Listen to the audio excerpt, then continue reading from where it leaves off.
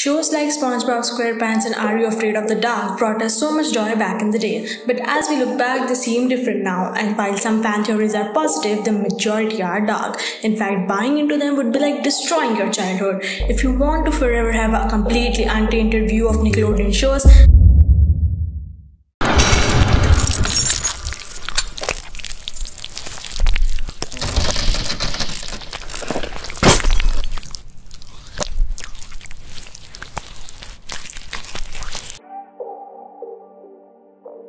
Number 10.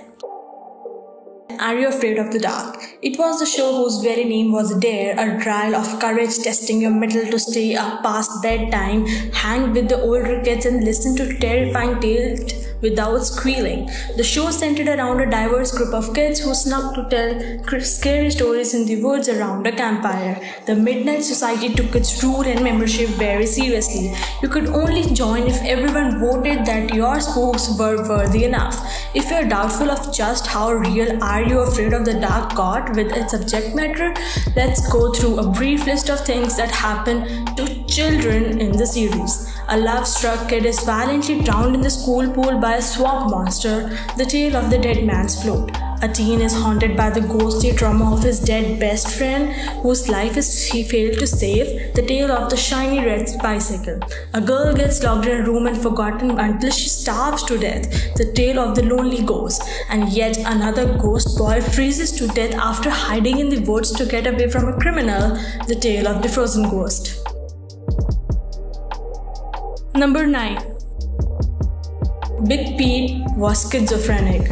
Remember Pete and Pete? It ran from 3 seasons between 1991 and 1996 and followed the quirky lives and adventures of 2 red-headed brothers with the same name. However, one fan theory suggests that Big Pete actually had a psychotic break, longing for the free-spirited childhood that he missed out on, and developed a schizophrenic split personality of Little Pete. The show also features another zany and implausible character named Artie, the self-proclaimed strongest man in the world and protector of all children, who shows up whenever things get too boring in Big Pete's life and generally seems like the kind of person you would want to keep away from your children.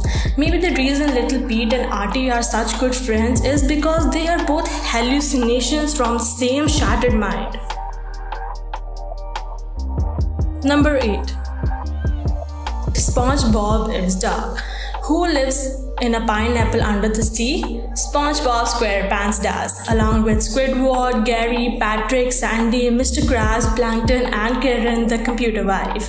Grab a Krabby Patty and dive below the waves to explore some things you probably didn't know about the yellow SpongeBob SquarePants. According to a popular fan theory, each of the 7 major characters on SpongeBob represents one of the 7 deadly sins. It's just a theory, but it's certainly compelling, and it kind of checks out. For example, Gary represents gluttony because he only cares about food, Patrick is sloth because he is lazy, Sandy is pride because she is very prideful, Plankton is envy because he is always devising ways to steal the Krabby Patty recipe, Mr. Krabs is greed because he loves money, and Squidward is wrath because SpongeBob and Patrick are always making him angry. As for SpongeBob, he could represent lust because he has an unbridled passion for pretty much everything. Number 7. Drake and Josh is a reality show.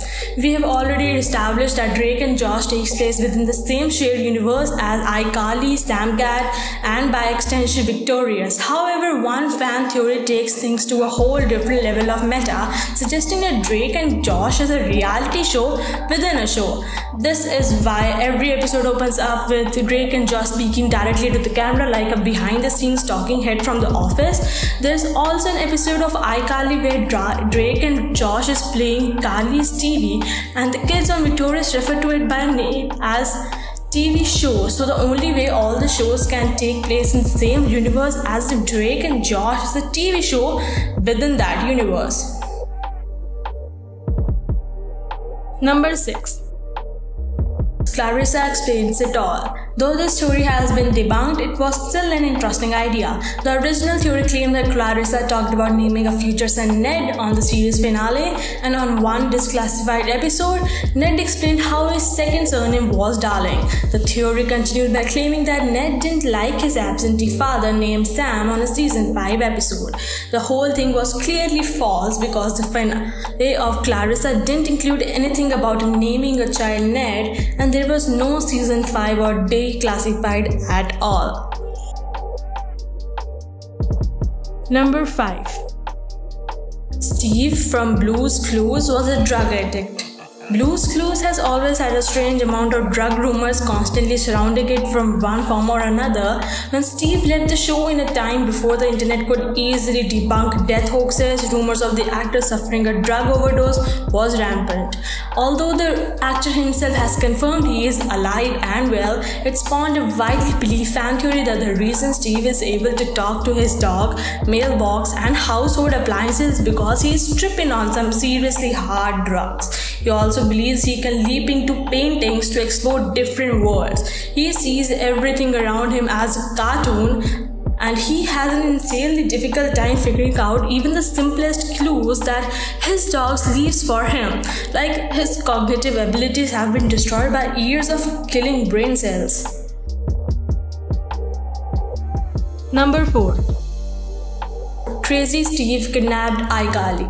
Drake and Josh featured a recurring character played by Jerry Trainer named Crazy Steve. He was described as having severe anger issues and was frequently seen having violent outbursts at everyone around him. Jerry Trainer later went on to play Spencer Shea on the show iCarly. This spun off into Sam and Cat, which features an episode with Crazy Steve in an insane asylum, confirming all 3 shows take place in a shared universe. This fan theory suggests that Crazy Steve killed Drake and Josh, kidnapped their sister Megan, and took her to Seattle, where he gave them both false names and backstories to hide from the police. Eventually, Steve was completely absorbed by this other personality until Megan/Carly was rescued by her father at the end of iCarly, causing Steve to have a mental break and be hauled off to the asylum. Number 3. Timmy turns antidepressants. In the pilot episode of The Fairly Odd Parents, Timmy's fairy godparents arrive on the same night Vicky, his evil babysitter, comes into his life, essentially saying that they showed up during an intense period of stress and problems in his life. The doom and gloom in his room is broken instantly when he's prescribed a regimen of antidepressants. Cosmo represents Zoloft, which makes you more giddy and excitable, while Wanda represents Prozac, which tends to make you more analytic and focused. The parallels continue on occasions when Timmy abuses magic, overusing it to the point that he becomes bored and apathetic no matter how much he uses it, because he's built up too much of a tolerance. He has also gone through episodes where he has to break his dependence on magic, finding that he can't even perform simple tasks without it.